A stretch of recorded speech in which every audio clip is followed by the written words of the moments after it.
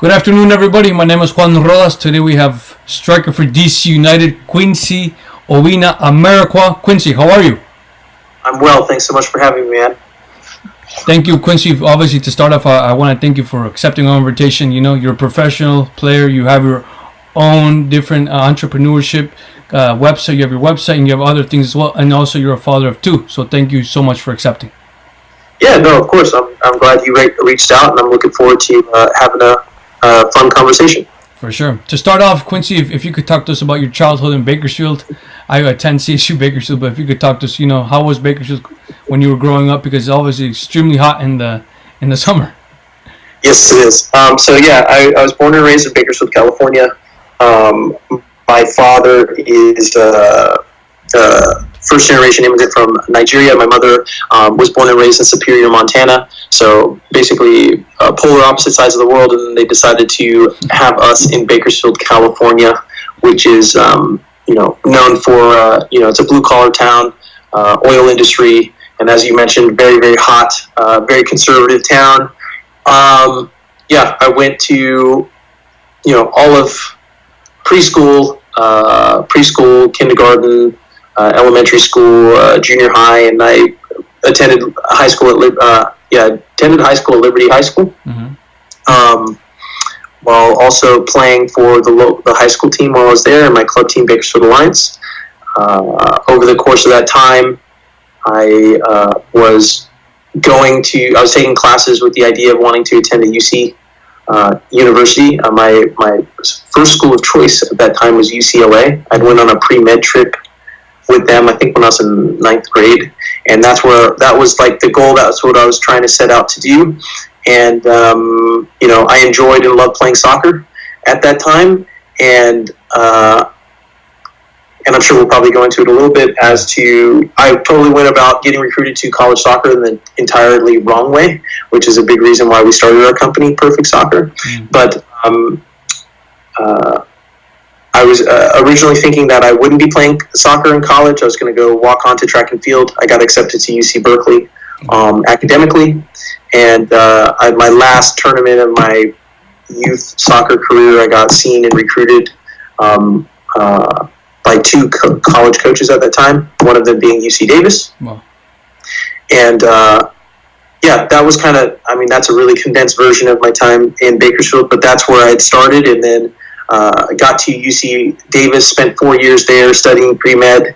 And the plan there was to, use soccer to pay for school, and then once I finished college, decide what business I wanted to start while potentially looking at medical school. And then professional soccer became an option, where I was invited to come to the MLS Combine, and then eventually was drafted by the San Jose Earthquakes back in 2009. So that's a shortened, condensed down version of where I started in Bakersfield and where kind of what started off what is now my 11th year of professional soccer, currently playing for DC United. Most definitely.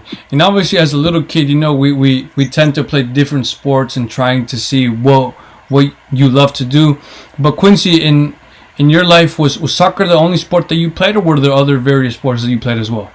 Oh no, there wasn't anything that I didn't do. So growing up, I took home ec, ballet, gymnastics, basketball, hockey, ice skating. I did skateboarding. Wow. Advanced Skate Park was big in Bakersfield. It was the biggest indoor skate park in the world. So there you go. That's something we were known for at that time. Yeah. Tony Hawk Pro Skater was big. Razor scooters, that was when those first came out as well too.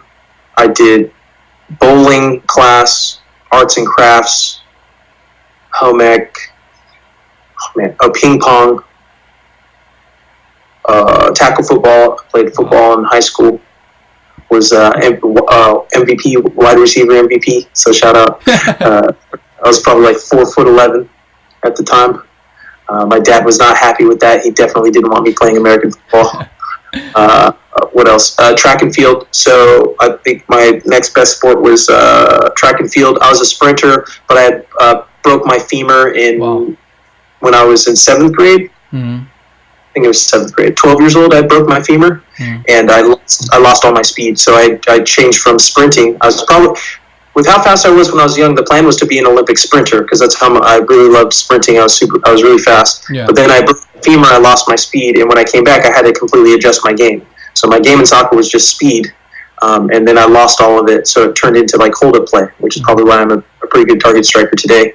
But then I switched from sprinting to field events, when I did discus, shot put, triple jump, long jump, and then my specialty was pole vault. So I think I still have the pole vault record at Liberty High School, but I don't know, maybe not anymore. I mean, it's been a while. So yeah, every sport, everything, but soccer was the one that I played for the longest with the most consistency. So I played soccer since I was 3, and I'm still playing it to this day. But I love sports and athletics just in general. So yeah. You seem very athletic yourself, and obviously, if when you did do track, were your events the 100 and 200, and if they were, what were your best times? So I was a sprinter before, so 8th grade. So I broke my femur in 7th grade. So I was a sprinter 100 and 200 up to that point, and then after I did like the what was it? Was it the 3,200 meter relay? Yeah. At that time, yeah. So we were doing that more middle, long distance stuff, 800 meters. Man, I can't remember my times, to be honest with you. I wasn't particularly good at it in the sense of like it was more like team stuff. Yeah. So I would be the slowest of the 4 in the 3,200, right?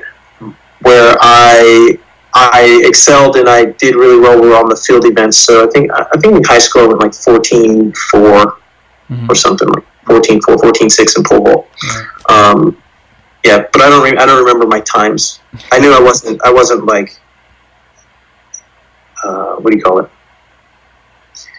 After my leg injury, I wasn't going to be setting any sprinting records anymore. So so I learned it, and MSL. My philosophy is adapt or die, and I just adapted. I knew that I couldn't do what I was able to do before, but that didn't mean I couldn't find things that I enjoyed and I could be good at. Most definitely. And previously, you talked to us about you attending Liberty High School. You played at Davis, and if I'm not wrong, correct me if I'm wrong, Quincy, but I think you played for the Bakersfield Brigade, which was in the USL. If you could talk to us about playing for that team as well. Yeah. So you got to think through all of that. So at that time, I'm at Davis. So in your off season or like during your summer, I'd still be based in Davis because that's I would sell stuff on Amazon and eBay at that time to help pay for my summers. Okay. And in that time, Bakersfield Brigade, I think it was PDL.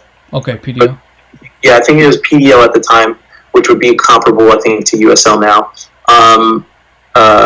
They would ask for me to come and play, if and when I was available. So when I would be back in town, I'd come and play for the team. So that was a way for me to get games and stay in shape and play during the downtimes between the college seasons, because the college season's pretty short. Yeah. So I think I played for them. I also played for the Sonoma County Soul at any particular time. I might have had a guest appearance or game with the Fresno Fuego. And yeah, I think that's all of them. For sure. And obviously, if you could also talk to us about, signing your first professional contract with the San Jose Earthquakes, was it what you expected, when everybody finally arrives, there's media, there's attention, there's cameras, there's pictures, there's everything. Was it what you expected? And do you think, in your opinion, that do the San Jose Earthquakes have the best fans in the MLS? See, now look at you just setting that all up. Let's break that down a couple of things. Back when I signed in 2009 is much different than how it is today. Yeah. So at that time, we were still at Buckshaw Stadium with the Earthquakes. We didn't have our own training facilities. At that point in time, the Players Union was still, it existed and it was working to get stuff together, but it wasn't anywhere near as organized as it is today. Yeah. Contracts in the CBA, that's what, 2 or 3 CBAs ago, or possibly 3 CBAs ago. Contracts were semi-guaranteed. We still aren't FIFA regulated, so that means they can't have semi-guaranteed contracts. It also means at that time they owned your rights even after terminating your contract. Wow. So for instance, if I had signed on January 1st, well, let's just use me as a perfect example. I'm not even going to talk about like what it could have been. I'll talk specifically what it was for me. Mm-hmm. So, okay, 2009, I go on my MLS Combine down in Fort Lauderdale, Florida. I think I have one meeting with, I want to say FC Dallas in like a hotel room. Mm-hmm. I don't even remember what they talked to me about or just general, but like, what do you think makes you, like general stuff. And then that was that. I went back home and I was just in school. So I was taking my bio, I think it was my exercise bio 104 lab. And then my phone was blowing up and it was saying like, hey, congratulations. And I looked up what it was, and they're saying, oh, you got drafted by the San Jose Earthquakes. And I was like, cool, I don't know what that means. So I started doing research on Google, like, okay, what does that mean? I'm drafted. And then I was like, well, I should probably know. They said, oh, you should talk to the general manager and the coach. And I was like, I don't know what the general manager is. So I started looking that up. And at that time, it was John Doyle, right, and Frank Gallup. And I was like, I should probably know the names of the coach and the general manager because I don't know who they are and I don't know what this is. And then started doing research on figuring out what it meant to be drafted. Mm-hmm. So there's what it means to be drafted in the NFL and the NBA. At that time, it's completely different to be drafted in the MLS. What being drafted in the MLS really means is, hey, this team called dibs on you, and no other team can offer you anything, and the team that called dibs doesn't have to offer you a contract. So it's actually not good to be drafted. Mm-hmm. You don't know that. Yes. So you learn about this, and the guys who learn it fast enough, MSL, right, mental strength lead, adapt, and the guys who don't die, right? That's professional sports. That's how it works. So, let's say fast forward, they end up offering me a contract. They offer me a senior minimum contract. So at this time, that's $34,000 a year is the minimum contract, but it's a 1 year plus 3 year option. It might be 4 year. I think 3 year option. Mm-hmm. So what that means is, and because we're not FIFA regulated, we don't have all this. It's all under the current CBA, which obviously the owners, it's completely in the advantage of the owners, especially at that point in time. So they're saying, okay, hey, you sign on January 1st. Your contract expires December 31st. At the end of December 31st, we have the option to extend your contract for the next year, and we have that option to do that for the next 3 years. You don't have any say in those options. Not only that, but your contract is also semi-guaranteed. So from January 1st to call it January, February, March, April, May, June, call it June 31st, they can terminate your contract at any point in time for any reason. So it's considered an at-will contract. Yeah. So we have a new player we want to sign later. We don't like how you talk to us. Bye. We changed our mind. Okay. We just feel like it. You're out of here. Right? And let's say January 31st, they go, hey, we found someone else. We're getting rid of you. And they terminate your contract. At this time, this isn't the case anymore, but at this time, let's say I'm no longer with the San Jose Earthquakes. A month later, I go on trial in Thailand. I find a team that wants to sign me and pick me up. Mm-hmm. A month later. Well, I can't sign with that club unless the San Jose Earthquakes sign off on it, even though they're not paying me and my contract's terminated because they still own and retain my rights. Yeah. So then at that time, and this happened a lot, they could go, oh, Quincy? The $200,000 transfer fee for him, right? Even though you're not paying him, you're not doing anything. So that's where we're at. That's where we're starting. Mm-hmm. So, maybe a lot of people wouldn't understand, like, that limits you a lot. And not only that, on the international market, I think the union had tried to do something back before I'd gotten here and they lost a antitrust lawsuit or something to that effect, which designated players as like world commodities. So like there's an international market. So we don't need to go down that whole thing. But in any event, those were your limitations. So you had to figure out how to just make it work. Yeah. One, you're not making really any money. I mean, it's not that you're not making any money. You're making money, but with no guarantee that you're going to be making money tomorrow, and definitely no guarantee that you're going to be making money and having a career the following year. Yeah. No guarantee that you don't get injured. No guarantee of anything. So you're really paycheck to paycheck, and they're able to use the fact that you love playing soccer over your head for most guys. Yeah. So I think we talked a little bit before the call where I was saying letting people understand what it is they're signing up for beforehand. Going pro sounds amazing and great, but if you're starting out at the bottom of the totem pole, there's a very high mountain to climb, and you're not going to be able to do it unless you're fully aware of what you're signing up for. Mm-hmm. The only way you can figure that out is to do your due diligence, do your research, and learn as much as you can. So when I understood the contracts and started learning that side of it, that's when I was definitely very involved with the union, asking lots of questions. Probably a lot of guys who maybe might have been around at that time might talk about how annoying I was and ridiculous you know what I mean? Yeah. And probably persistent and consistent and questioning everything. Yeah. And I can see now how they could have perceived that as negative and like, who is this guy and what does he think? And like, hasn't even done anything. No one knows him, all this, that, and the other. But for me, I was looking at it like, look, no one's responsible for my success but myself. And if you're not going to teach me or help me, I have to figure out how to teach and help myself. Mm-hmm. So I don't care if you think I'm annoying.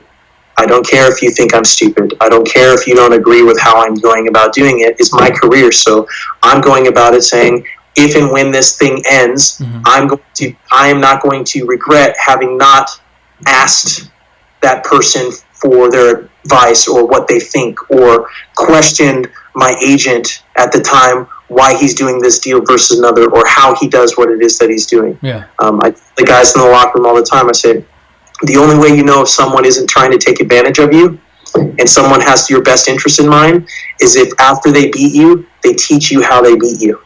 If the person won't teach you how they beat you, they don't want you to succeed. Yeah. Awesome. Thank you for that. And like how you were saying, you know, not a lot of people know what goes into being a professional soccer player. I completely agree. Obviously, after the Quakes, you bounced to Colorado, to Toronto Fire. But if you could tell us, what did you learn in these different teams? Oh, I learned a whole lot. So what specifically would you like to know? Probably like the trading deadline, you know, because obviously in soccer, sometimes you don't know. Probably you look at your phone and you're already been traded without you even knowing, you know. And it's all part of a business, unfortunately. But in the trading aspect, like, how was it being traded? What goes through your mind? Do you want to get traded? Do you not want to? Oh, I got you. I'd say 95% of guys have no influence on whether or not they get traded. So whether you want to get traded or not almost like doesn't matter. Not that it doesn't matter, it's just like you don't have any impact on that. So you don't have any say, right? Sorry? You don't have any say in it? No, not as of right now. That's what I say, 95, maybe it's less now. I'd probably say like 90% of players now. You know what? That's probably a little unfair. I'd say 80% of players now have no say as to if they get traded or not. Yeah. I'd say 15%, the club probably speaks to them about it before, like, hey, we're going to trade you or we'd like to. What do you think? Not all clubs do that, and they don't have to, so it's not required. And then I'd say 5%, it's, you know, these are bigger name guys who basically are going like, listen, if I don't want to be traded, you're not trading me. And if you try to trade me, I'm just going to go to another league. Yeah. Right? Like, there's levels to what guys are able to demand, right? So the leverage when I'm giving advice, or not even giving advice, when I'm sharing my experience, I'm sharing what I've learned that will give the average or below average person the greatest number of opportunities to getting to the next level. Yeah. I'm speaking to the person who's the highly touted guy who everyone's paying attention to, who's getting all the best coaching and getting all the support and getting all the accolades and stuff. Like, I'm speaking to those guys when I'm talking to them about MSL, the Mental Strength League, because they have all that support and stuff, they're not aware of how much their support system is building them up, not themselves. Yeah. So when you hit hard times, they hit really hard because mentally they're not strong. They're weak. So those guys are the ones who crumble the worst and they fall the farthest. The ones who have nobody paying attention to them, nobody who believes in them, nobody who thinks that they can do it, everyone who thinks that they're stupid, those are the ones who have the most work to do, but as they do the work, their confidence grows over time because they gain skills and understanding that the people who didn't start at the bottom will never have access to. Exactly.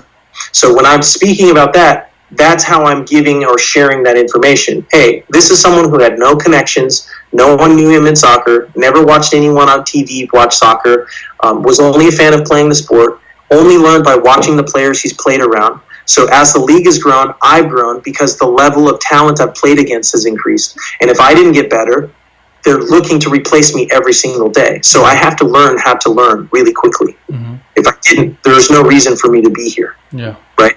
So through that process, you learn a lot. And the biggest thing is saying not to be naive to where you are and what your situation is. I speak a lot to self-awareness.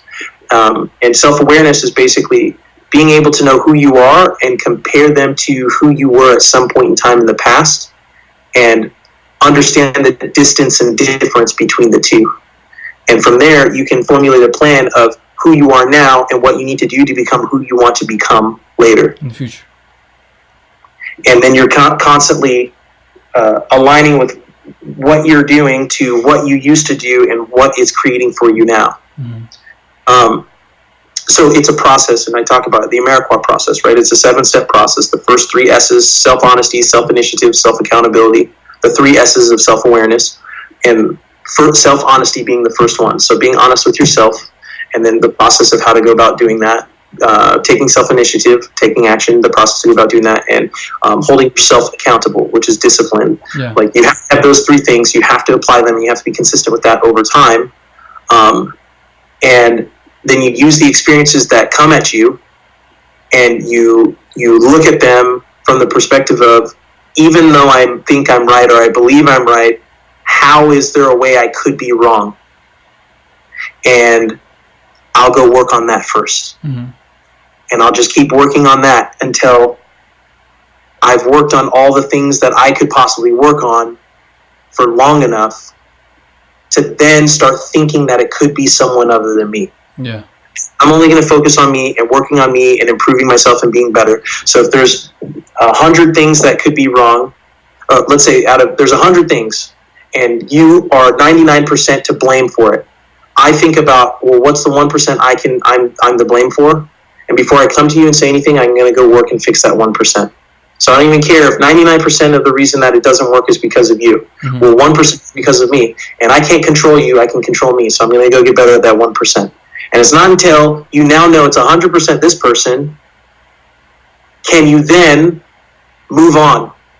Doesn't mean you can change them, right? Yeah. Okay, it's 100% their fault. Okay, can you change them, control them? No. Okay, so then you now need to move on to the next person or thing that's 80% the problem, or you know what I mean, and work there. And you keep doing that consistently long enough. So I was walking you through the process of that. Where did we start? We started at like you being traded and like the business and everything. So the reason why I was setting that context to tie that back to getting traded. So for instance, you had no influence on that. So if you end up somewhere, you're going to end up somewhere. But what that does is it gives you new opportunity to basically reset and restart back over. Mm-hmm. So I made a bunch of mistakes while I was in San Jose, conscious and unconscious. Things I did know and didn't know, things that I let my ego get in the way, and other people's egos prevented me from going there. Mm-hmm. Once you get traded, okay, well now that's new opportunity. I'm in a new place, in a new system. I can learn new. I can maybe avoid a mistake that would have taken me 6 months to recover from in San Jose. Now it only takes me 6 weeks because I see it before it happens. Yeah. Okay, so I'm making progress. So you learn everything you can learn while you're there in Colorado. And you made a bunch of mistakes in the beginning there too. Mm-hmm. So then now they're trading you somewhere else.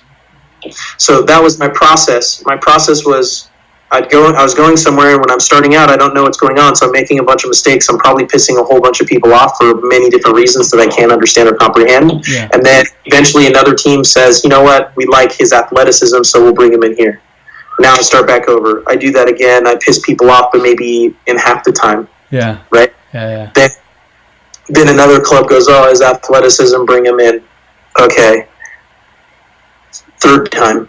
Oh, now I'm getting it. I'm like, oh, okay, I understand what's going on.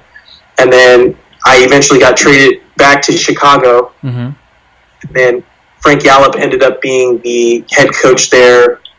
He ended up getting signed as the head coach. And when he came in, I already knew what kind of coach he was, what he liked to see, what his system was, and all of that. Mm-hmm. And that's what I realized my full opportunity was. And that's when I went and called a meeting with the entire media staff of Chicago. And I said, hey, I know no one knows me. I know I've never played before. I know everyone's going to have something to say about it or negative, but I want to start a show, and it's called Quincy Time, and we'll do like sketch comedy, and we'll do this, and we'll do that, and we'll do the other. And I know my job is I have to get on the field and be a starter because you're looking at me right now like, hey, listen, no one knows you and actually cares about you, right? I said, I'll get that job done, but can we do this?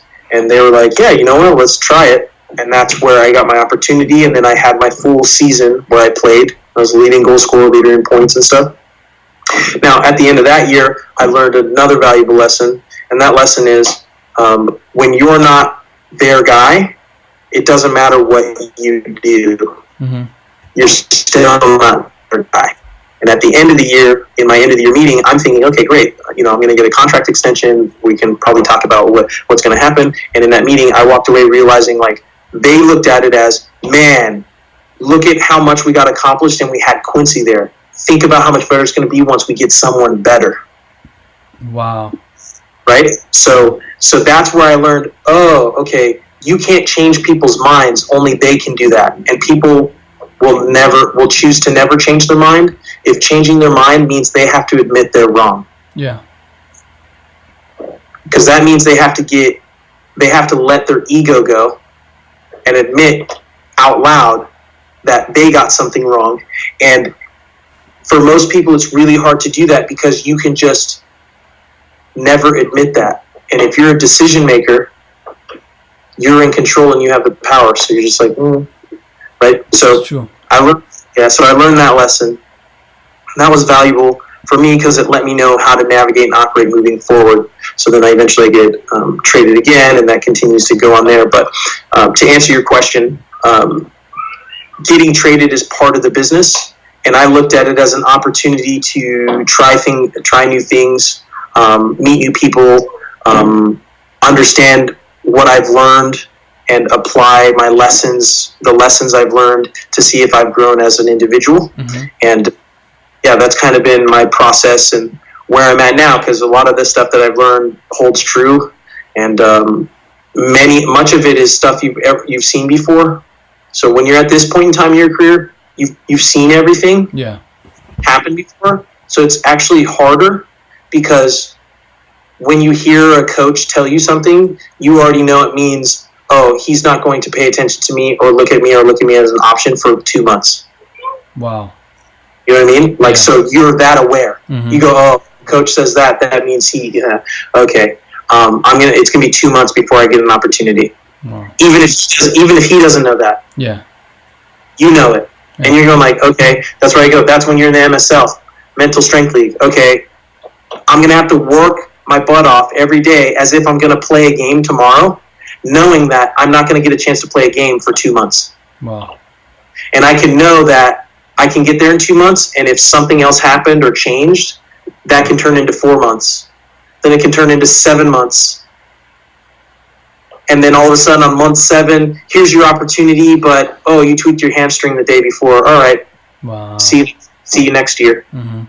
Or, all right, too late. You have to find another team, another organization, another club that's willing to give you an opportunity. But that's also hard to do, too, because if they already think you're something that you're not, like I said, you can't change people. You're not going to change people's minds. They already think about you. Wow, okay. Yeah, so it's branding. Branding's great because if you brand yourself correctly, it's amazing. But if you get branded incorrectly or not in the way that serves you best, it makes it harder on you. But it doesn't change the fact that you still have to put in the work. And that's why I say MSL. Deal with it. What are you going to do? I pissed a bunch of people off 10 years ago because I was asking too many questions. So look where you are now. Right? There you go. Exactly. So I go, you know what? Yeah. I'm not mad at all those questions, but you know what? There's people from 10 years ago who are still pissed off about me for doing that, so they see me a certain way. Yeah. Right? Yeah. So the only way for them to change their mind is for them to admit that they're wrong. That I wasn't asking questions because I was cocky or full of myself or didn't care or didn't do anything. I was just like, no, I genuinely wanted to learn. I wanted to understand your perspective. Yeah. I understand that maybe not a lot of people are willing to do that, and I can probably be a lot. I apologize if it came off that way, but what are you going to do? What are you going to do? You're not doing anything illegal. You were just trying to learn. That was all. That's it. And trying to learn is going to, so anyone listening to this, trying to learn means you're going to piss a lot of people off. And if pissing people off makes you stop doing what you're doing, then don't start, because don't even bother starting. You can't make everybody happy. Yeah, you're never going to please everybody. No, ever. Exactly. Ever. That's true. And obviously, if you could talk to us, Quincy, about also, obviously, when you train, you probably maybe have multiple sessions a day. Obviously, game day is game day. But what do you like? What does Quincy Amarikwa like to do apart from soccer, from training? Build businesses and help people reach their individual goals. Mm-hmm. So I like to I consider myself, especially in the locker room, a mental strength coach. So a lot of what I'm doing with individuals is talking to them about what their goals are, and what they believe they need to do to accomplish their goals, and then help them help themselves. So teaching people how to question themselves to find the answers for themselves, so they don't need anybody but themselves to get to where they want to go. So I'm trying to teach people how to create win-win situations for them always. So what does that mean? So for instance, if I come to you and you say, hey, I'm going to work really hard, or sorry, I come to you, let's say you're my coach, and you tell me, hey, Quincy, you work really hard for me, you work for the team, you spend your time making sure everyone else scores goals and gets assists and stuff, I'm going to reward you at the end of the year with a new contract, right? Yeah. I'll believe you. I'll say, okay, cool. I believe this coach, I believe in what he says he's going to do, and I'm going to, let's say if I just focused on myself and only did what I was going to do, I'd score 10 goals this year. But because I believe you, I'm going to focus on everybody, and maybe I'm going to get 2 goals because I'm setting up assists, or not even assists, like creating penalties, getting fouled in the corner, pissing off other players so they're focused on me so other guys can score goals. Yeah. Okay, I have 2 goals at the end of the year. I come into you and I ask, and this is what it usually happens in professional sports, so I want everyone to understand this.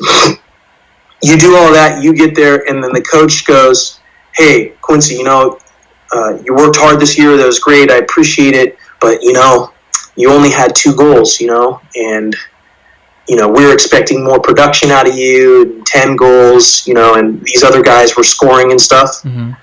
So I learned that a while ago, right? But, yeah. Tying this to win-win, what I'm talking about is like, it doesn't mean don't believe anybody, right? What it means is this, and this is why I want to say win-win. So that's typically what happens, especially in this sport, because there's no commitment. Nothing exists unless it's in writing and in a contract. Yeah. And it doesn't matter what an agent promises you or a coach tells you or anyone says to you. It is not true unless they write it down. If someone says, oh yeah, I'll do this, you'd be like, okay, perfect, awesome. Type that up in an email and send it to me. Yeah. If they're like, no, then they're full of it. They're just bullshit. They're BSing you anyway, right? It's not true. It's not true. They're telling you what you want to hear, literally. Mm-hmm. Okay, so then you might say, well, Quincy, what, I'm not supposed to trust anybody or ever? I go, no, okay, you still trust the coach. So if the coach tells me, Quincy, you do 10 goals, whatever, one, I'd say, okay, well, let's put that in writing. I mean, if I do all this, that, and the other, okay, well, how am I supposed to put working hard in writing? Okay, you can't do that. So then the secondary thing is this. If you can't do that, then I'm saying you're working just as hard on the field to do the things the coach said, but you're working equally hard off the field preparing for if the coach lied to you. Yeah. So you're doing both. So you're creating a win-win. So I don't care what happens at the end of the year. Yeah. If the coach screws me, I did all this work and I'm okay because there's another coach who's going to pick me up and bring me in and I'll try again somewhere else. Yeah. Right? Mm-hmm. So for the course of the year, so I'm doing both. I'm showing up every day. I'm working really hard. I'm doing what the coach is asking me to do. I'm being a team player, but off the field, I'm connecting with other teams. I'm speaking to, so I'm my own representing agent, but other guys, maybe if you're talking about your agent, this is another thing where I'm saying don't rely on your agent because your agent's most agents are only going to work for you when the work is already done for them. Mm-hmm. So like team is reaching out and saying, hey, we want him. You're like, oh yeah, let's broker the deal. But when you don't have anyone talking to you, most agents aren't going to work on your behalf because they're going to be like, oh, I don't have anything to work with. Yeah. So you have to be the biggest person. So you got to be developing relationships with other coaches, maybe coaching kids, talking to people, networking, and then sharing with them all the work and things that you're doing on the field over here. Yeah. Right? So they can see, look, I'm working really hard. I'm doing this. I'm a team player. I do this. Da, da, da, da, da, da, da. Right? That way, at the end of the year, if the coach goes, 2 goals, da, da, da, and tries to give you some runaround, you go, thanks so much for the opportunity. I appreciate it. Thank you. But I'm going to go over here because I've got 4 or 5 other coaches who are willing to give me an opportunity. And I'd rather start with them next year. And they can tell me, Quincy, if you work really hard, you do this, I'll reward you at the end of the year. I'd rather start with someone brand new and believe him and do the same thing all over again, because eventually I'll find a coach who's actually going to do what he says he's going to. Or at least I hope I will. Yeah. I can't control that. And that's the thing that I'm trying my best to get everybody to understand. You can only control the things you can control. I can't control if the coach is going to lie to you and tell you what you need to hear, take advantage of you for a whole year, and then screw you over at the end of the year. You can't control that. All you can control is what you work on and what you do during the year. Mm-hmm. At the end of the year, when you find out he does what he says, great. It's a win-win because he did what he said. Yeah. You now know you believe and trust him more. You've already built a network with other people, so you continue to do that. Mm-hmm. You continue to do that. Yeah. And then if he doesn't, now you're starting back over with the next person. Yeah. So the questions you're asking are great questions, but there's a lot of context and stuff that goes to it, because most guys along the way are like, yeah, well, this person didn't do what they said, so now I don't have anything. And I go like, okay, so whose fault is it for believing them? Yeah. It's always you. It's always your fault. MSL. And people will be like, well, what do you mean always your fault in this? And I go, well, it seems scary, but it's liberating. Once you know it's your fault, you know there's something you can do. Yeah. If it's your fault, there's nothing you can do. So you just sit there and you're praying and you're hoping that someone comes and saves you. And I'm going to go like, why would anyone come and save you? No one's coming to save you. You have to save yourself. Yeah. Because you're in control of whatever you do, obviously. Yeah. Or don't do. Mm-hmm. Exactly. And most people, indecision is a decision. So you're either choosing to do something or not. Mm-hmm. And if you choose to do nothing, that's a choice. Yeah. You chose to do nothing. So where you end up is going to be wherever someone else who is making decisions puts you. Yeah. Oh, you don't want to go right? Okay, well, I want you to go left, so go left. And then when you fall in a pit going left, you go, oh, they told me to go left. And I'd be like, okay, well, why didn't you go right? Well, no one told me. No one said this. No one said that. I said, okay, well, whose fault is it for listening to the person to go left? Your own fault. Your fault. So next time you're there, are you going to do it again or not? No. These people end up going like, well, I'm not. And then they get there again, and then they go like, well, I don't really know. I've never gone right before, so I'm not really sure. Someone told me it's better. Maybe I'll do it again. They go left, they fall in again. And then what they end up doing is they sit there and they sulk and they go, everyone's a liar, everyone cheats, this isn't fair, the man hold me down. I'm going like, okay, if you never take personal responsibility, you're never going to turn right. So you never see where right leaves you. Maybe right leaves you in another hole. Yeah. That's where you learn going right lands you in a hole, but the difference between falling in that hole is you go, well, I put myself here. So, okay, I can get myself out. Then you get there and you go left, right, you go, you know what, I'm going to try just smashing forward. Yeah. I'm trying that. Then you fall in another hole. Right? Then you get back out. Then you start back in the middle, and then you go, you know what? I'm going to take some wood with me. So before I even start on this thing, I'm going to go backwards. Because there's a tree back here. Yeah. Let me chop that down. Mm-hmm. Okay, now let's go back here. There's that hole again. I'm going to lay that tree trunk down there, and then you go like, yeah, I figured it out. Life is figured out. But guess what? You got to go straight left or right again. Yeah. You fall in another hole. That's what it is.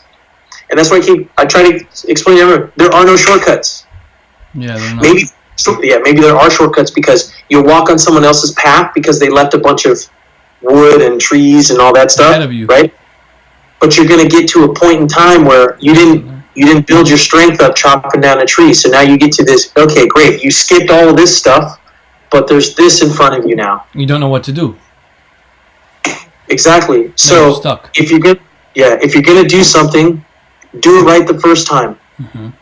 Because you're saving your future self time, effort, energy, and stress. Yeah. Yeah, there are no shortcuts. And when someone comes back to you and promises you something, when they say, "Oh, it's too good to be true," or something like that, yeah,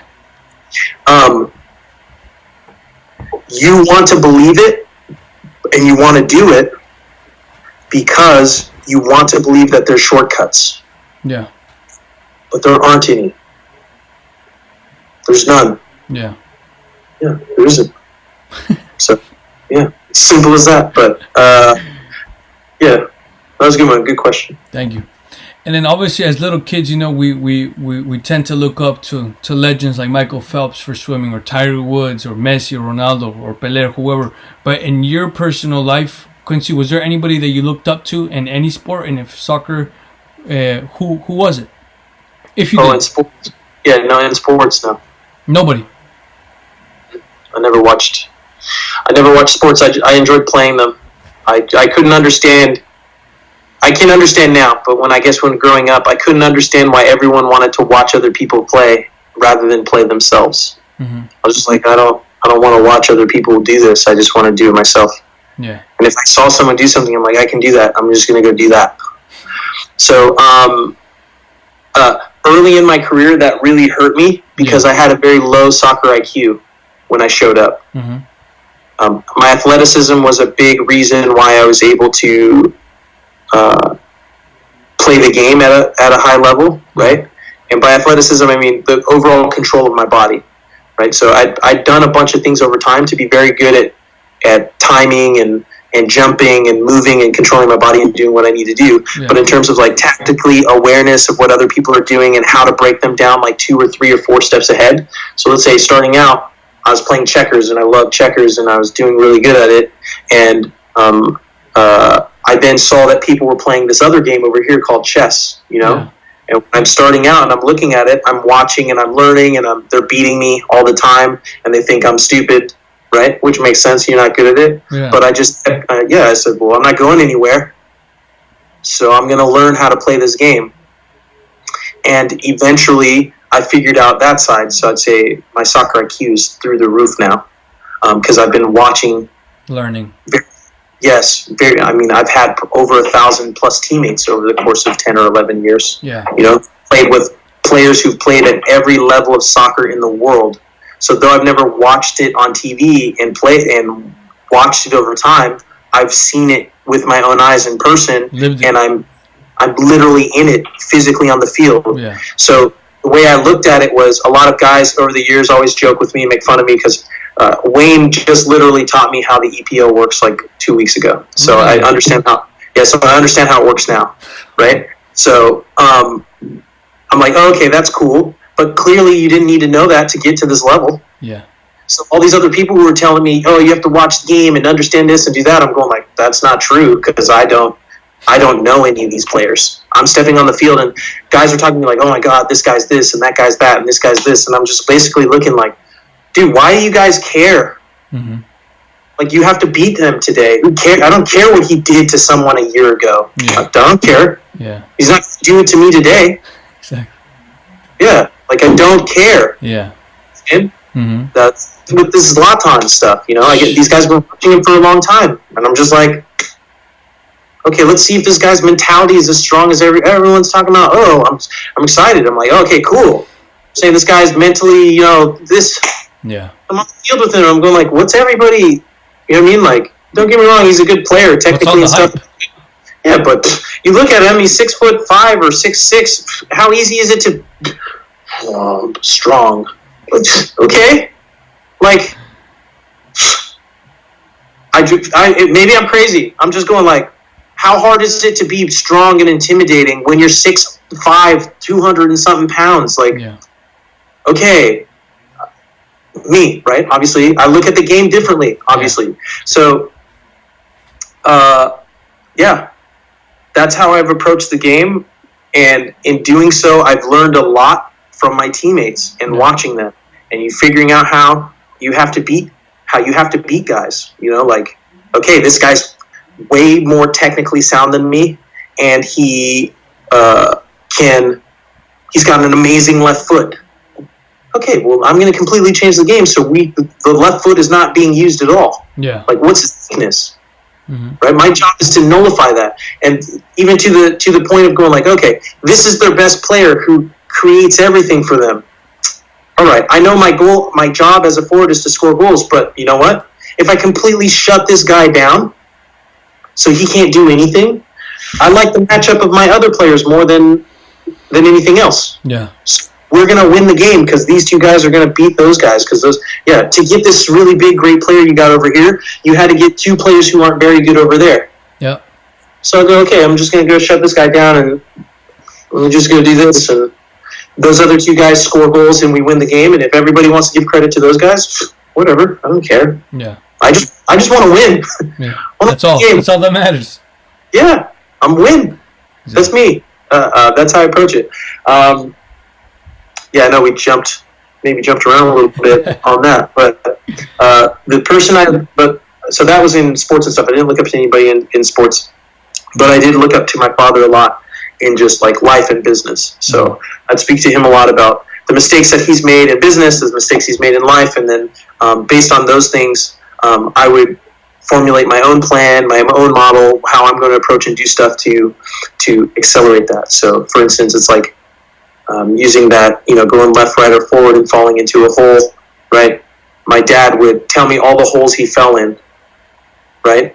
Yeah. But I would still go and fall in the holes on my own, but I'd be able to move forward more quickly because I didn't have to spend 3 months trying to figure out that I fell in a hole, Yeah. So that's kind of how I approached it. For sure. Yeah. And obviously, Quincy, we know you're of Nigerian descent. Was there ever a time and point in your career that you wanted to represent the Super Eagles? Was there any approach from the NFA that wanted your services to play for Nigeria? I mean, I would have always, I still would love to play for Nigeria or US. You know what I'm saying? Like, I have my passport for both. I think Nigeria probably doesn't know that I have my Nigerian citizenship. But if they did and they were interested, I'd definitely love to represent them. I think that would be really cool. So if you have any connections, please feel free to let them know.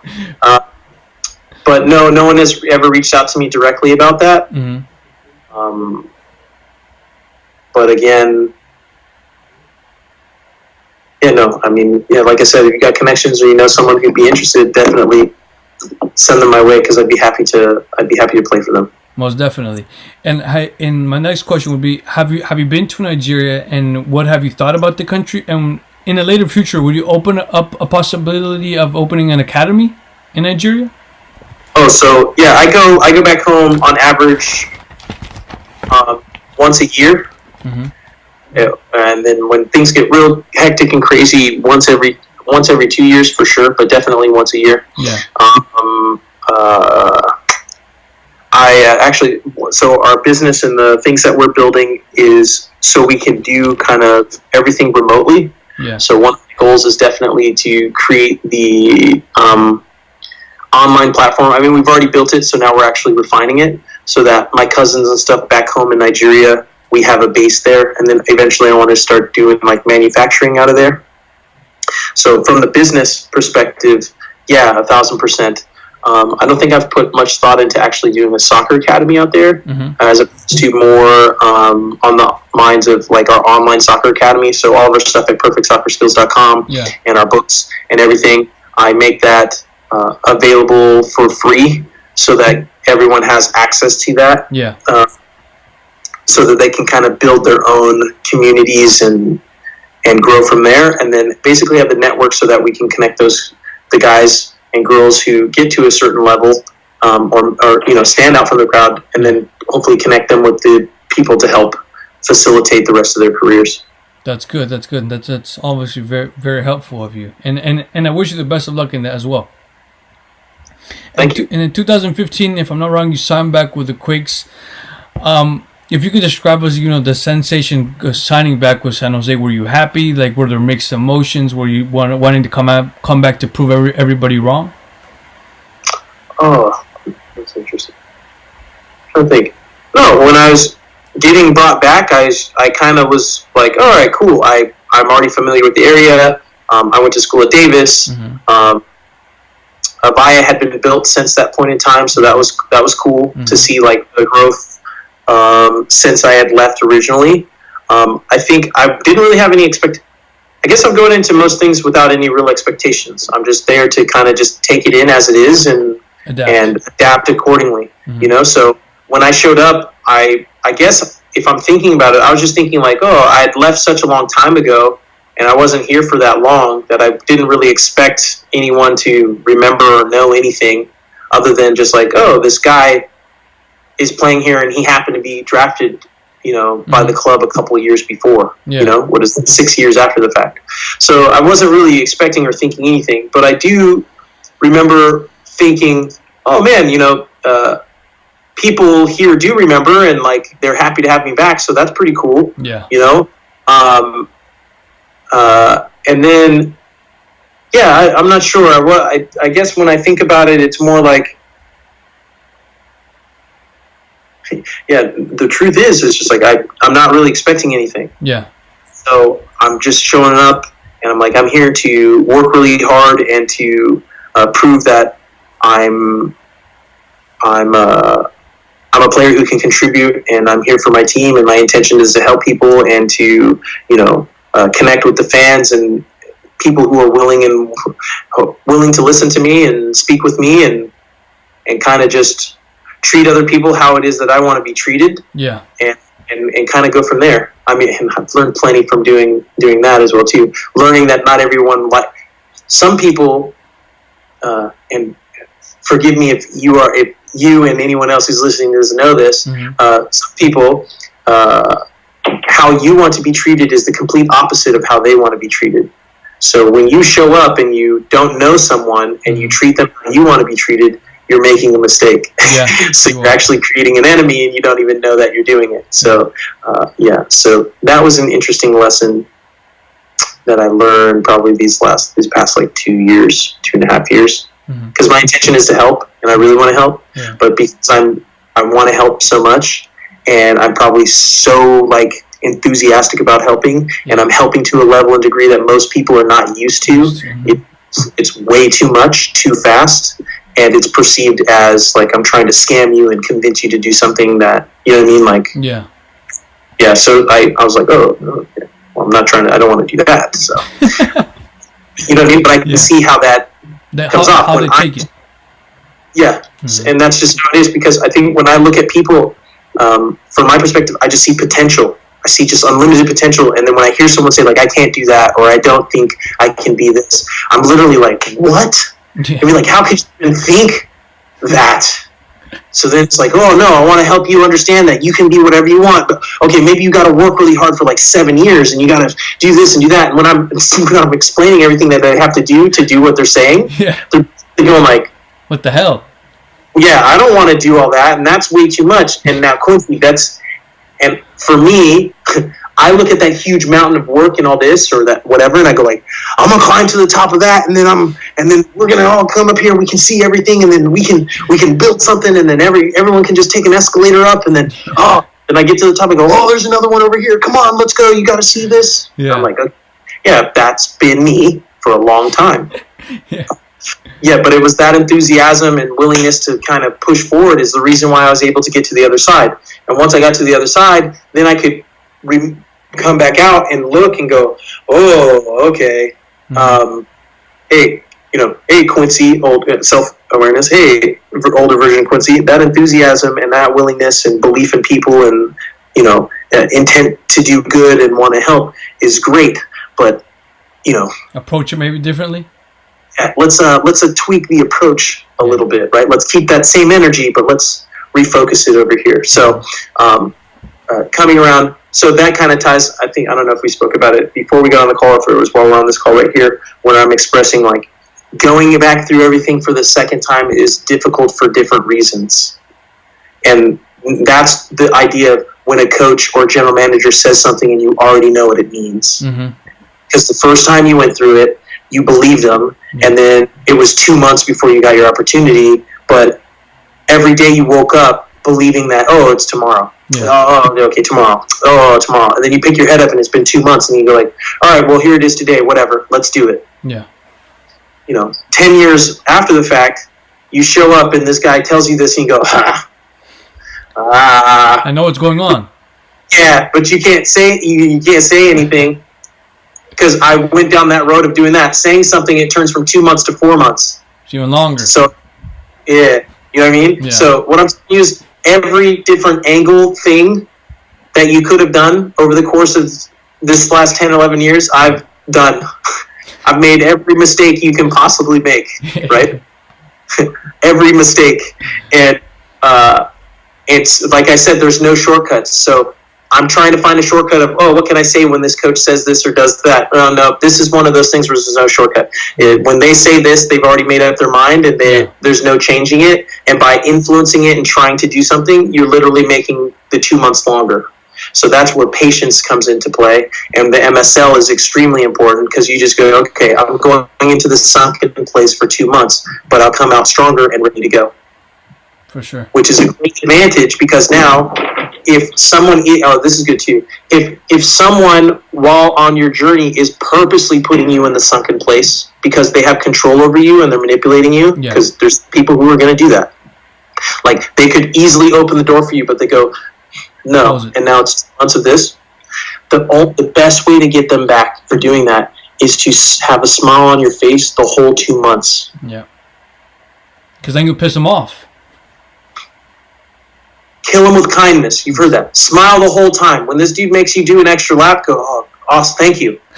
Exactly. Thank him for making you do it. Yeah. And maybe, okay, it'll piss him off, right? Maybe it's 2 more. Yes, 2 more. Oh, thank you very much. 2. Because all they're doing is helping to make you better. Yeah. And that's how you have to look at it. Mm-hmm. I'm going to be that much better in 2 months because of this. Thank you. Your hatred for me is helping me be better. Yeah. Thank you. I'm grateful. Gratitude. That is how you become successful. Mm-hmm. Because in those 2 months, while they're writing you off or they're screwing you over, you're getting better every day. And then something happens, they have no choice, they have to put you in, they have to give you an opportunity, and you're more than prepared. And you kill it. Yeah. Prove them wrong. Kill it. And you don't have to say anything because everyone can see what you did. Exactly. And what they will do then is they'll say, oh, that was lucky.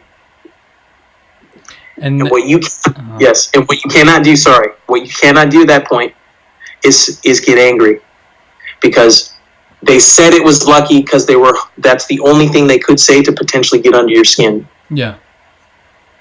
So then when they say that was lucky, you smile and you're like, I hope my luck doesn't ever run out. And then you piss them off more. No, I go with you. Okay, and piss you off, they might put you in the sunken place again for 2 more months. Yeah. And then you just smile all the way through, and then they're just helping you get better. So eventually, they will try and do everything they can to hold you down. Yeah. By doing that, they're just building you up and making you stronger. And then, when you're strong enough, then you can be ready for whatever comes your way. Mm-hmm. Because if you take those shortcuts, eventually you're going to end up at that door, right, or that hole you can't climb across or climb over or chop down a tree because you didn't put those reps in up to there. Mm-hmm. So everyone is trying to avoid mistakes. I'm saying make as many mistakes as you possibly can, but admit when you make a mistake. And learn from it. Own when you make a mistake, take responsibility, and move forward. And know that not everyone's going to move forward with you. Mm-hmm. That's true. It's very true. And obviously not commit the same mistake too again, because if you keep doing it, then it just becomes a habit, and then it's completely your fault. Correct.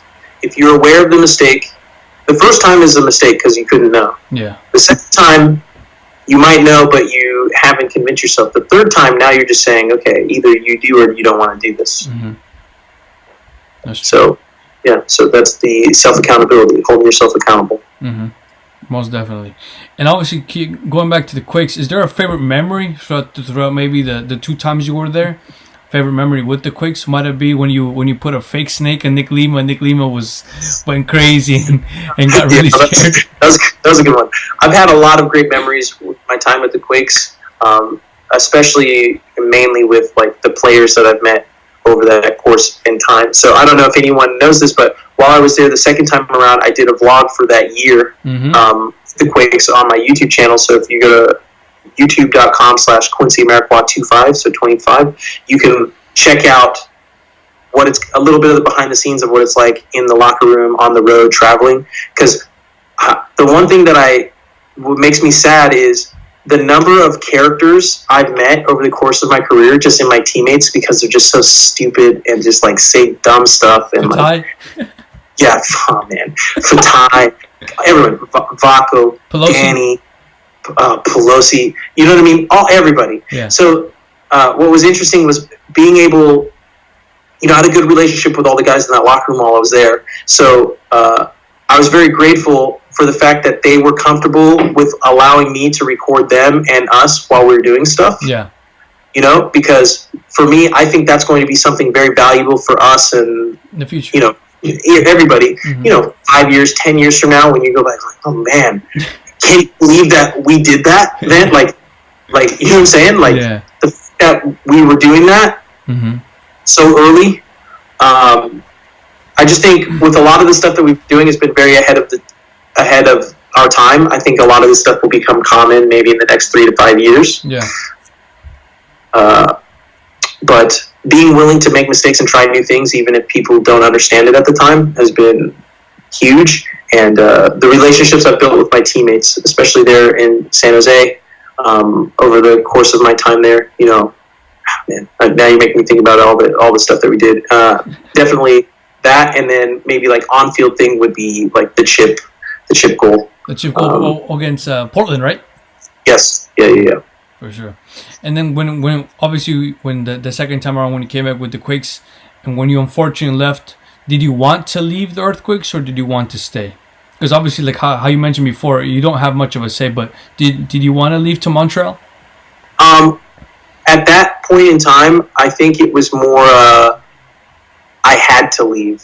You had because I wasn't going to get the opportunity I need to show that I can still play at this level. Yeah. So you got to think, I signed was in 2015. I re-signed, but then I blow out my knee, LCL, ATL, bicep femoris, popliteus tendon, IT band, all in that same play. Wow. Right? And when I did that injury, the doctors are thinking 12 to 18 months if I even can come back, because they're saying that's like a career-ending type of thing. Yeah. So from the organization's perspective, they're not thinking. I can understand why, from their perspective, they're not thinking I'm going to be back, right? And not in any amount of time where they feel I could be helpful or contributing on the field. Yeah. From the on the field perspective. I think one thing that organizations are definitely missing right now is fully understanding the impact and need for in the locker room. So even though maybe not on the field, in the locker room is extremely valuable and important. Family. I think teams are starting to learn that. But to that, I think when I end up coming back within 7 months, they're not prepared for that, and it's a new coaching staff, it's a new regime. New general management who also has their guys who they're wanting to bring in and replace and do that. And again, my personality is very strong. I want to win. And if you doubt my abilities, you're probably not someone who if you're doubting what I'm capable of, then you probably aren't someone who's going to like me, because all I'm doing is proving you wrong. Yeah. So, you know what I mean? So it's like, I'm not trying to make you my enemy, but if you don't think I'm capable of doing something, and I keep showing you every day that that's not true, I'm a constant reminder that you're, you know what I'm saying? Like, you're full of crap. So you don't want to keep the person around who's reminding you every day that you're a piece of crap. You know what I'm saying? So it's easier to move them along. So describing it like from that perspective, and that's how I would perceive it. Now, what I'm saying from the organization's perspective, it makes sense. It's basically going like, look, we're already going a different direction. It's great that you come back earlier from injury, but you weren't in our plans, and this is the direction that we're wanting to go and how we want to go about doing it. So then at that point in time where I'm expressing, I'm like, okay, I don't want to leave. I don't want to not be a part of this. And I don't think I'm not thinking that I can't participate. I'm not thinking that I can't contribute, because I know I can. Mm-hmm. everyone is entitled to their opinion, and everyone has to make tough decisions, and this is professional sports, and I get it. Like, I don't say it with, like, anger or like, oh, you know what I'm saying? It's just more like, oh, okay, well, on to the next. So I really enjoyed my time in Montreal. I loved it there. They're very welcoming. They really wanted me there, and I played every game while I was there. Started, I think it was the last 12 games of the year. I started 10. I was there came on for the first 2. Like, started the last 10. We won like 8 of those games. We made a great push, and unfortunately, we had lost to DC, which kind of ruined our hopes. Our playoff push at that point in time. And then the season was done. And similar to in other places, when I'm brought in on trade, it's usually because an organization's plans didn't pan out as they thought they would. So kind of scrambling to try to figure something out. So then that's when they go, you know what, let's go ahead and try that Quincy guy. We need to shake things up. He's going to work hard and do whatever, blah, blah, blah. Yeah. So I understand where I stand and why I get those opportunities. But usually what happens is I show up and I do well and I exceed expectations, or I'm not what they thought I was going to be. Mm-hmm. And that puts them in a tough situation because they're basically thinking, well, we were only thinking about you for right now, not long term. Mm. Exactly. So it's the same. What I mean? Like I said, I've seen the same. Yeah. I know the story. I know how it's played out. And it's like, well, not long term, Mm-hmm. So then it's into, okay, cool. Thank you. Move on. I appreciate the opportunity. Thanks for having me in. Maybe it changes in the future. You never know. And now you're looking at the next place. So here I am, 9 months into my time here in DC. Yeah. I've learned an awful lot since I've been here. Yeah. And, we'll see what happens coming into this year. For sure. And obviously, as us Quakes fans, we love the Cali Clásicos. And you played in multiple. You actually scored against the Galaxy. But if you could talk to us, the environment before the games and after the games, and obviously your crazy celebrations, your backflips and everything. Before and after, I know that those games are very important and full of energy for the fan base. So like they get super amped up for it, and they're they're completely vested because they really want to beat LA every single time. And it's amazing to see. It's awesome to be a part of. I think being a professional, though, at least for me, my perspective, I'm approaching every game the same. So I understand I understand that certain games mean more to other people than others, right? Yeah. For rivalries and this, that, and the other. But my approach has always been, I want to, for better or worse, I want to win a pickup game of co-ed soccer just as bad as I want to win 6v6 in training today, as bad as I want to beat LA Galaxy on the weekend. Like, it is the same for me. Yeah. For me. Mm-hmm. That's why I say for better or worse, right? I want to win. The point of me playing the game is to win. Yeah. So that's a lesson I learned back in Denver, where I realized a lot of people's point to play the game is to have fun. They're saying like, oh, playing the game is fun. And for me, how my brain is wired is like, winning is fun.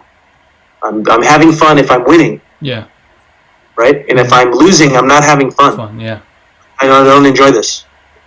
Yeah, but the game, you get to play the game, but we're losing. Yeah. I'm losing. I'm not having fun.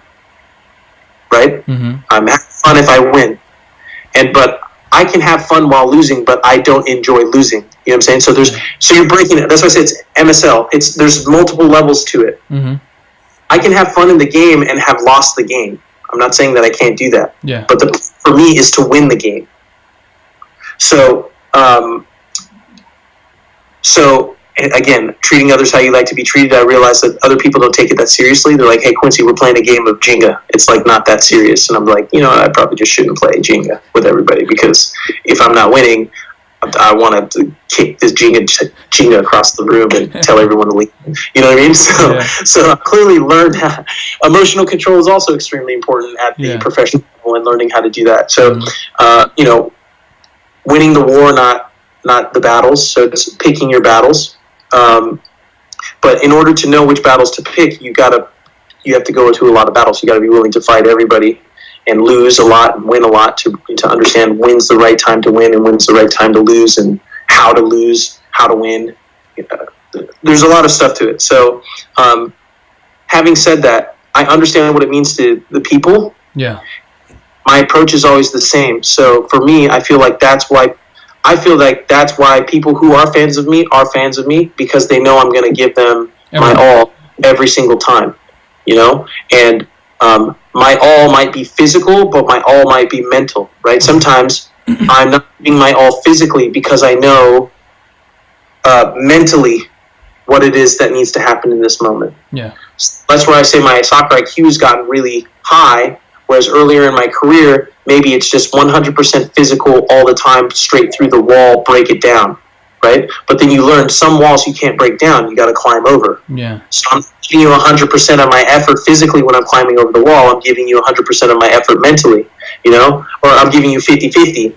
But then I figure out a way in which we can make the wall move itself, so we can just walk past it. Yeah. Okay, giving you 100% of mental, and now maybe it doesn't even look like I'm giving you any effort physically. Yeah. Right. Yeah. So there's different levels. Yeah, there's different levels of the game, and how people perceive what you're doing can make them mad in the moment. So if I'm doing 100% mental now, and you used to, this ties to branding. We're talking about like how you get branded, right? If I'm branded as a guy who runs through a wall, right, for 5 or 6 years, and then I learn how to climb the wall. Some people won't understand me climbing it. They'll be like, "What's going on? Why isn't the wall getting broken down? He must not be good anymore," right? Then you go into year 10 or 11. Now you realize, oh, I don't even need to run through the wall or climb over it. I can convince the wall to turn. You know what I mean? I can move the wall with my mind, because I didn't even know that there's like, it's tied to Wi-Fi to your head, and you go, and I'm saying conceptually, we're talking about conceptually here, right? So now from everyone's perspective, they go like, this guy used to run through a wall, and now he just is walking. Yeah. You can see how that makes them angry. I can understand that. But you're also going like, which is the best way to do this? Like, how many walls can you beat if you just turn them, as opposed to if you're running through a wall, how long can that last for you? Yeah. So that's when I'm talking to guys who are just solely relying on their athleticism.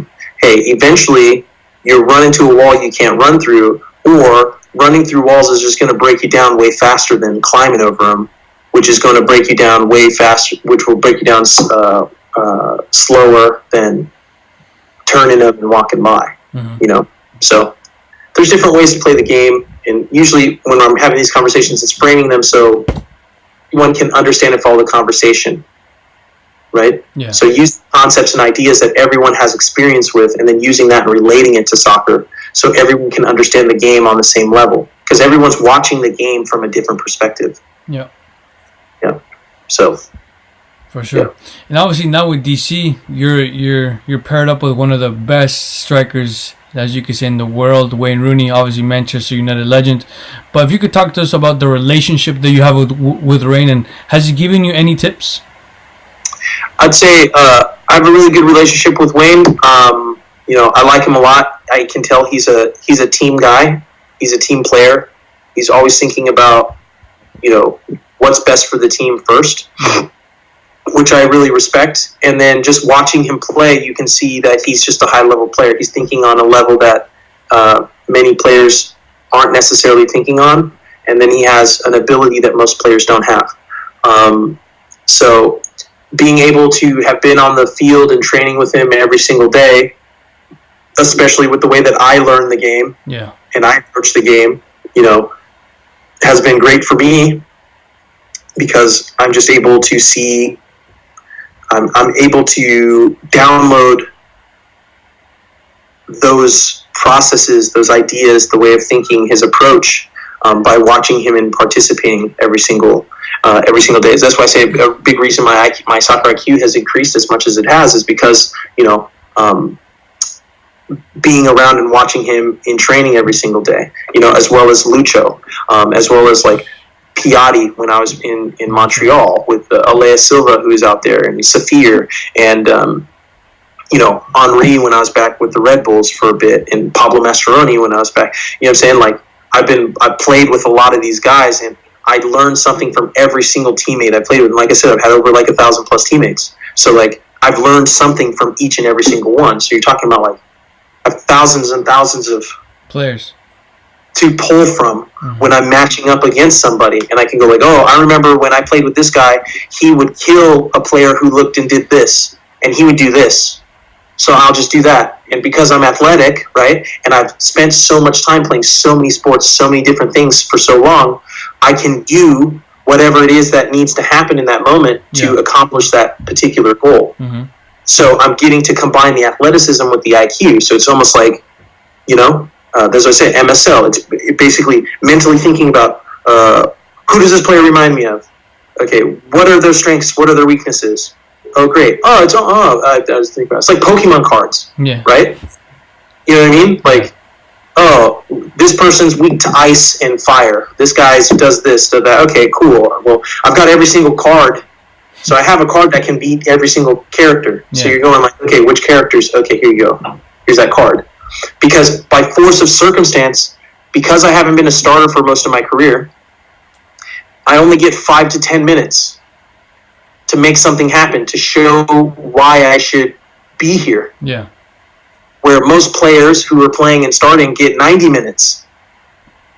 So I have to figure out how to impact and affect the game in a very short period of time, and I've had to do that for over 10 years. Yeah. So that means I'm understanding the game from a perspective that not many people ever get to, because not many players who are only playing 5 to 10 minutes a game get to stick around for over 10 years. Yeah.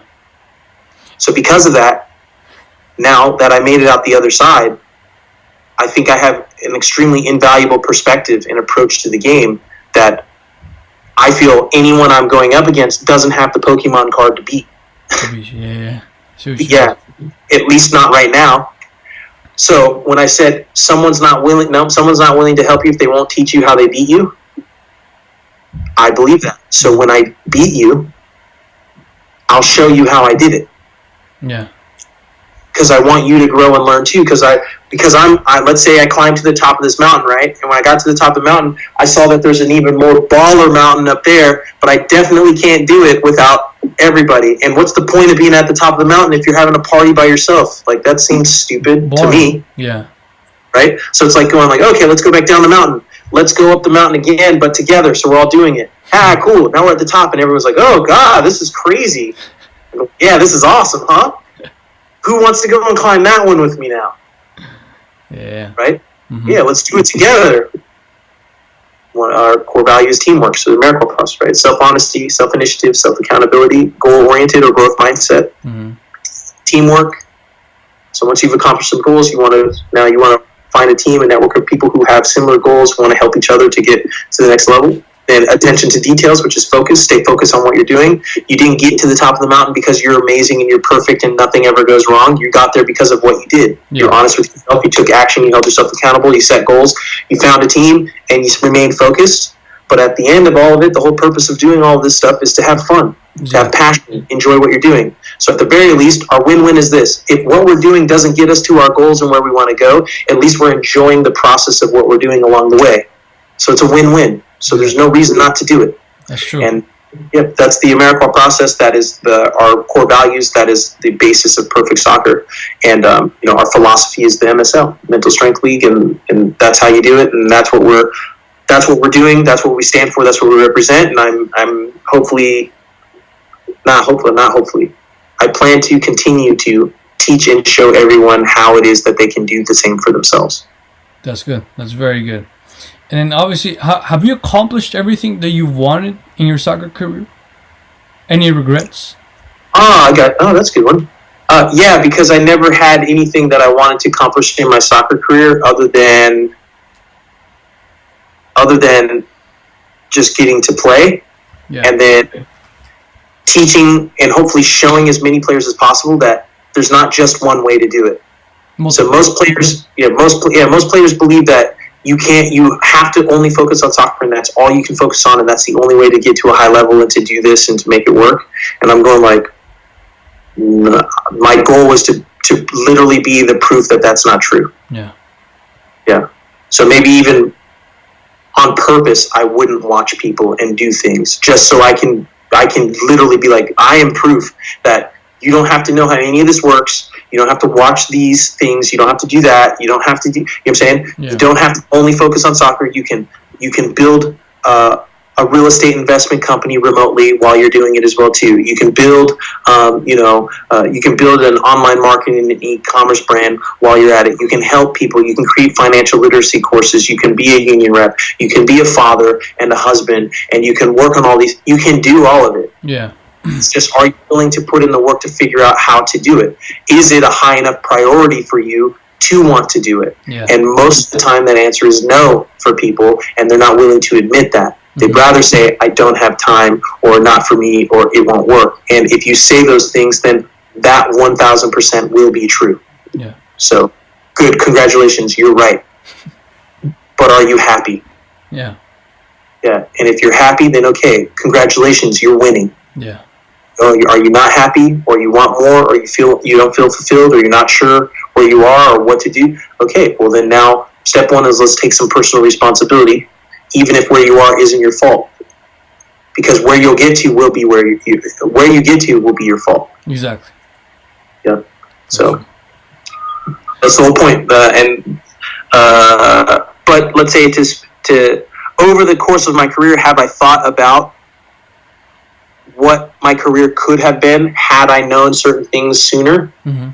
Yeah, because I look at it, and a lot of the players I've played with, I'm going like, I can beat this person. I'm better than this person, and they played at this level and did this and did that. So I'm going like, oh, okay.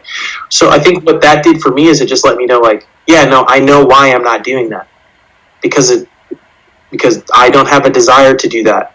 I can understand the people. I want to play for Real Madrid one day and score these goals and do this and do that. And I'm going like, okay, like, I honestly believe, and I don't care if no one believes me, I honestly believe I could have played for Real Madrid or Barcelona or whatever if that's what I wanted to do. But that's not what I wanted to do. So if everyone wanted to go like, oh yeah, of course you say that because you can't, I go like, okay, I don't care. Like, I don't care. Well. Literally not doing this for you. I'm doing it for myself and my family and other people. So like, all that matters is if you believe in yourself. Exactly. That's it. Who cares if they don't believe in you? Doesn't matter. It doesn't matter. I think I could do it. And I know if I dedicated enough time, effort, and energy to it, I could make it happen. Yeah. But maybe I'm not willing to spend the 15 years to make it happen. Okay, so cool. I could do that. It'd take me 15 years, but I don't want to spend 15 years doing that because that's not purposeful or meaningful to me. I'd rather trade in my career so that I can help more people create what they want for themselves. So I can do that for the rest of my life. I'd rather trade in my soccer career so I can enjoy doing what I want to do for the rest of my life than play for Real Madrid and then not do anything after that. Exactly. You know, like, so other people would say, no, my dream is just to do that. I'd rather do that, and I could die and be happy. And I'd be like, okay, I couldn't. Like, if I played for Real Madrid or Barca or whatever, and that was it, I wouldn't be happy. So I'd rather trade that in and, do this. I mean, have these conversations. Talk with individuals who are hungry, who want to make it work, who are just starting out, right? Like, if I didn't actually believe what I was saying, right, I wouldn't be spending my time doing this. This is why I'm doing it. Exactly. This is what soccer has allowed me to do. This is why I traded in my soccer career so I could build the systems and processes so I can have this conversation with you right now. Yeah, so I'm enjoying this. I'm passionate about this. I believe in this, and I believe in what we're building. I believe in what we've done so far and what we're doing, and more importantly, where we're going. So I appreciate the opportunity that you've given me to share my message, and get to know me and what it is that I'm doing, as well as getting to know you and understand what your individual goals are. And I'm excited to see where you end up in a couple of years, man. Thank you. I appreciate it. And then obviously a lot of fans, think as being a professional player is so easy. All you do is train, you go to games, you go to nightclubs, you get women, you get all this money, cars. But obviously that's not all of the time it's true. Some players are stressed, some players go through different things, But in your life, Quincy, what's the hardest thing about being a professional soccer player? What's the hardest thing about being a professional soccer player?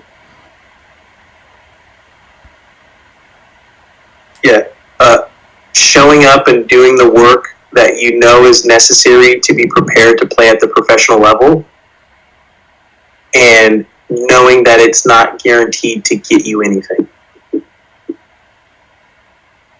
So like giving your everything, but you won't get anything out of it. Correct. Wow. Okay. That's what being a professional soccer player is. Yeah. Yeah. For 99.999% of all players. The ones that everyone sees and understands, like those Lacons and the Waynes and the stuff like that, right? Yeah. But for almost everybody else, you will work just as hard in some capacity, and you won't get anywhere near or anything in alignment with what you believe you deserve or should have. Yeah. Yeah. And knowing that and still having to show up the next day and give the same amount of effort is what makes it very difficult to be a pro. Has there ever been a point in your career so far that you're just like, why am I giving everything if I'm not getting the opportunities? Like, has there ever been like a moment where you're like, I just want to quit the game and move on? Yeah, all the time. All the time. Why am I doing this? What's the point of this? Everyone already has made a decision as to what they think I'm capable of or can't do, or, you know, what my role is or what it shouldn't be, or what, you know what I'm saying? Like, yeah. Constantly. But then for me, I know why I'm doing this. I'm doing this for my children's children's children. Yeah. So my son's son isn't going to go, man, if my great-great-great-grandfather just didn't get mad at that coach and just, you know, sucked it up and did his job, and maybe he didn't love soccer, you know what I mean? But that created the door and opportunity so that our family now has generational wealth until the end of time, or until the singularity, right? Yeah. You know what I mean? Yeah. When you tie why you're doing it to something so much bigger than who you are in this moment, anything you have to face becomes minuscule in comparison. Mm-hmm. Yeah, and I made that decision at 9 years old. So, like, yeah, you'll have a thought of, like, what's the point? So in terms of, at 9 years old, I made the decision on who I'm working so hard for. Yeah. I'm working so hard for my son's son's son. Mm-hmm. I was going, like, when I have my son, when I'm 30, I will be able to say this. Exactly. And saying this wasn't, I'll be playing at this level and do this. No, the goals were more like, I will have the option of working because I want to, not because I have to. Mm-hmm. That's my goal at 9, right? Like, I will not use something being difficult to be an excuse for why I can't do it or learn how to do it. Yeah. Right? So those are the types of goals that I'm setting. What I've learned over time is the goals that most people are setting, which is why I believe that they fail at their goals, is it's like, I have to accomplish this by this day, and if I don't, I'm a failure. And I'm just like, what? Like, how is that even, like... How does it define you? Yeah, and then how did you even come to that conclusion? Like, you don't even know.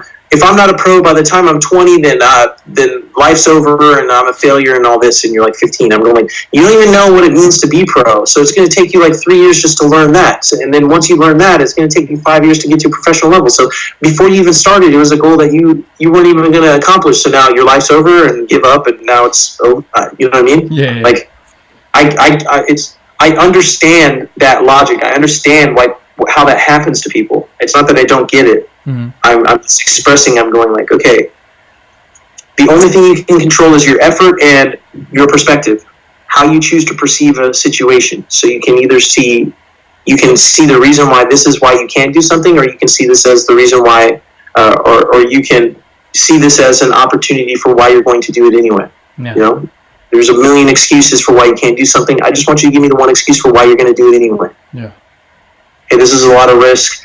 I've never seen anyone do this before. It probably won't work. It's probably really stupid.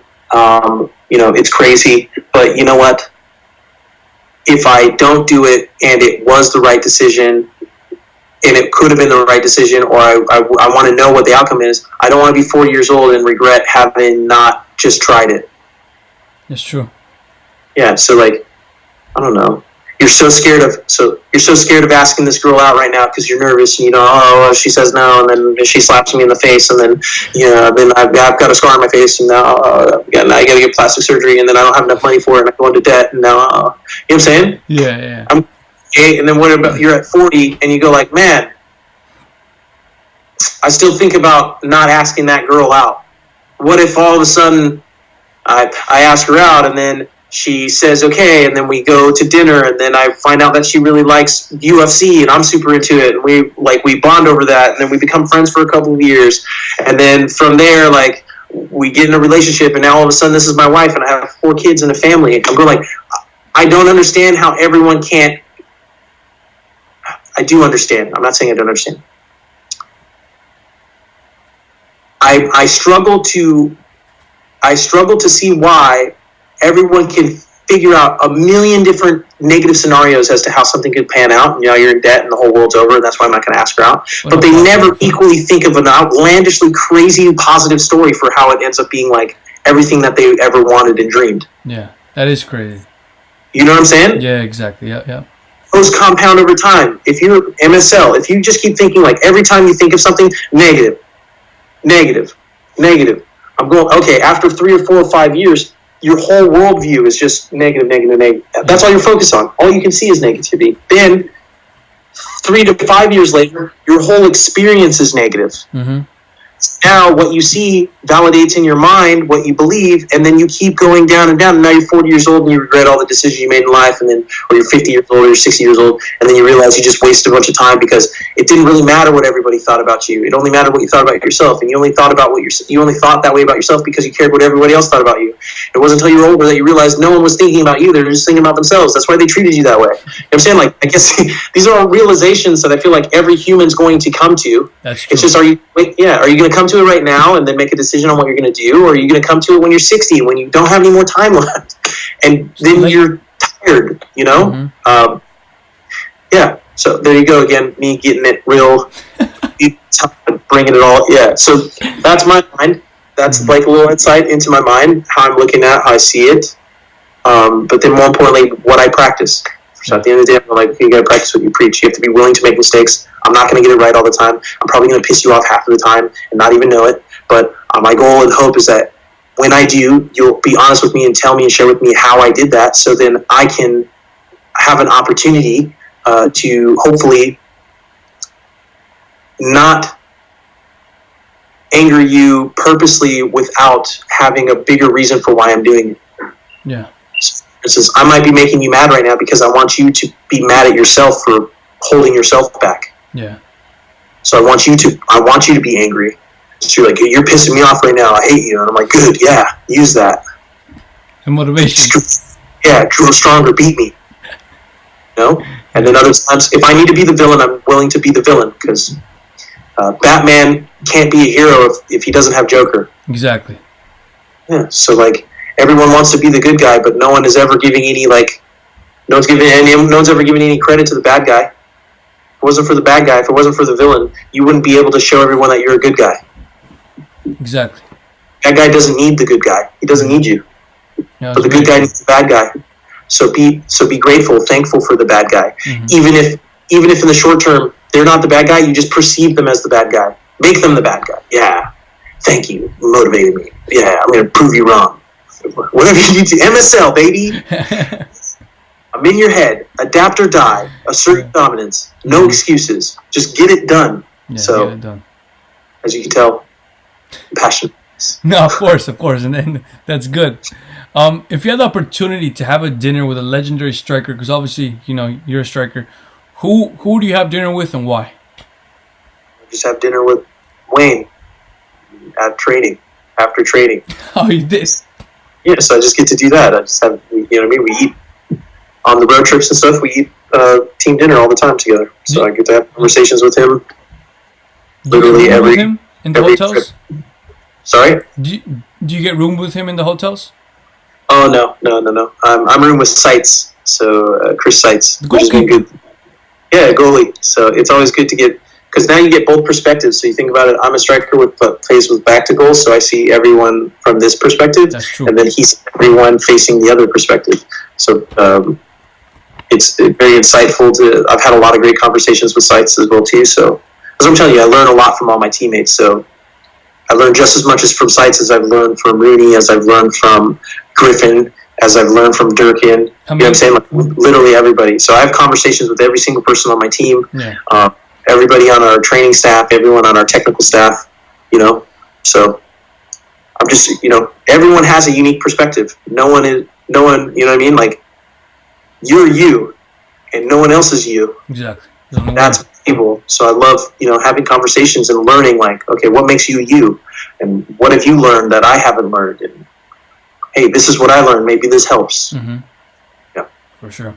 What don't we know about Quincy Amarikwa? And I also wanted to include in this, does Quincy have a meaning? Oh, Quincy?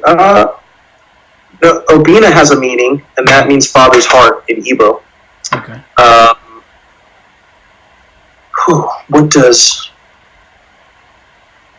What don't we know about Quincy? Yeah.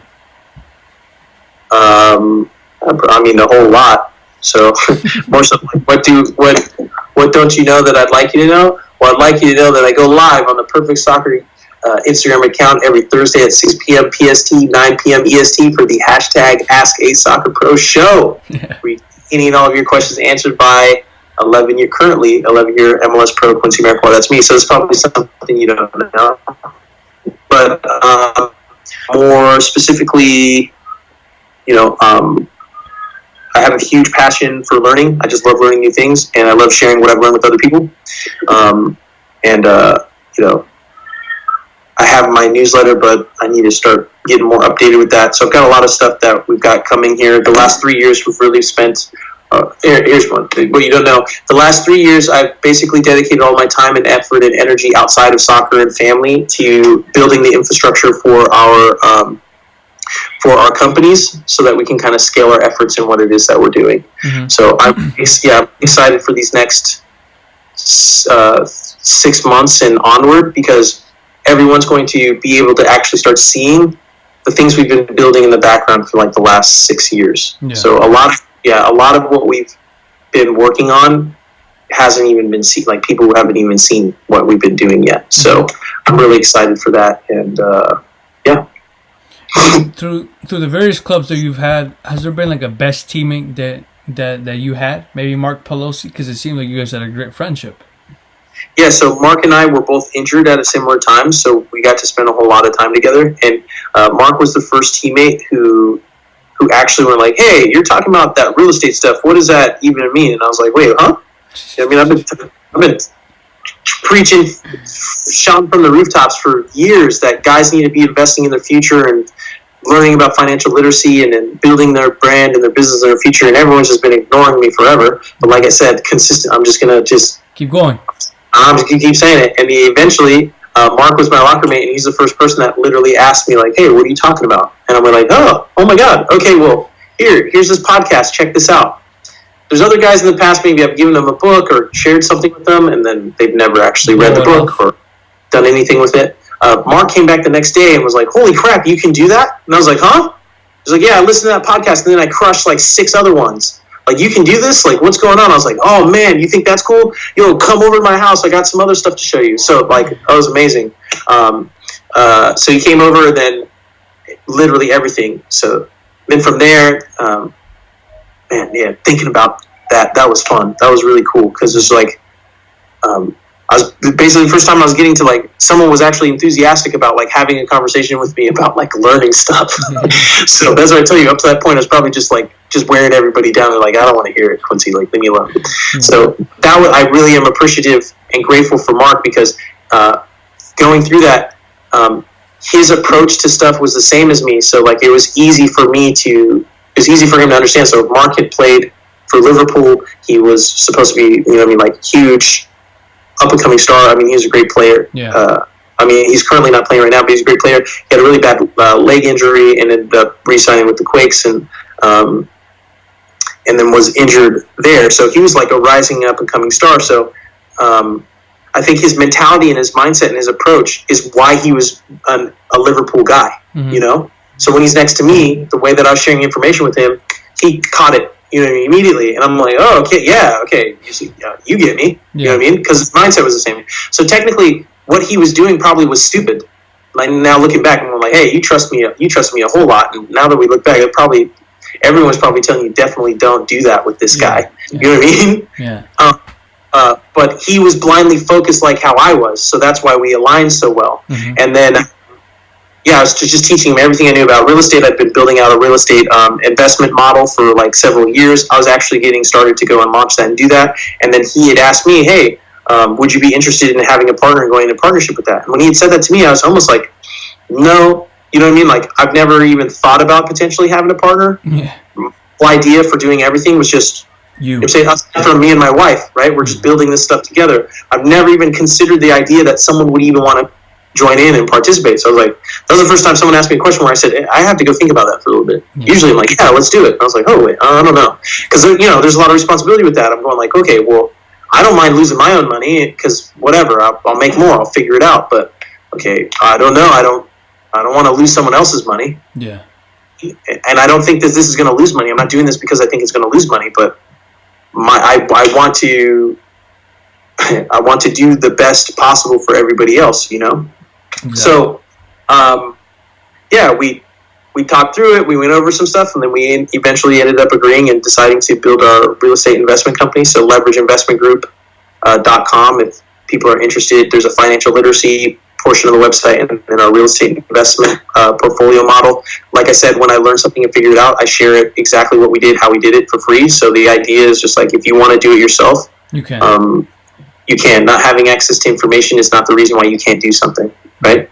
So it's there. And then if you go through that, or you like our model, or you like what we do, then there's potential for us to do a deal, but like, that's not our business. So again, it's just like, hey, I was really into this. I wanted to learn real estate, how to do it. We negotiated deals with some banks, found some properties, did a commercial deal. Now we have, cash flowing properties out in that area. We have a model that works, that's proven, and is basically going like, okay, we have these other businesses that we're building, and the idea is that when these get to a certain level, I'm on the board of advisors for a publicly traded company called Social Life Network. Now we have multiple businesses and divisions, and the plan is to sell some of those businesses in the next 6-12 months, which means you have a windfall of capital. The whole reason for the whole real estate stuff is so that when we do have that, we can roll that into capital, start building that. Wow. And we have so then we have, our marketing and Perfect Soccer brand and sports marketing and representation agency, so that players, basically, we can walk them through and help them through every single step of the process, but teach them how to do it for themselves along the way. Mm-hmm. So that no one can ever screw them over, because I've seen so many guys get screwed over by agents, coaches, general managers, owners, all of that stuff. So I'm grateful that my career was very difficult and people made it very hard on me, and you know what I'm saying? Like, I'm grateful for how difficult it was, because it forced me to have to learn literally everything. And because of that, we built all of these businesses, and we're going to be able to provide amazing services for guys, so that they can do it for themselves. Because I really want guys to take ownership for who they are now and who they're going to be in the future, and take responsibility for, because a lot of these guys have family, kids that they have to take care of, and they're not thinking about life after soccer. And soccer could end any day. Any day. So, hopefully that answers your question. Thank you for watching my video. If you guys could share it with your family members and friends, that would be much appreciated. To all the people around the world who watch my videos, thank you so much. If you could like and subscribe to my channel, I would love that a lot. Until next time, thank you.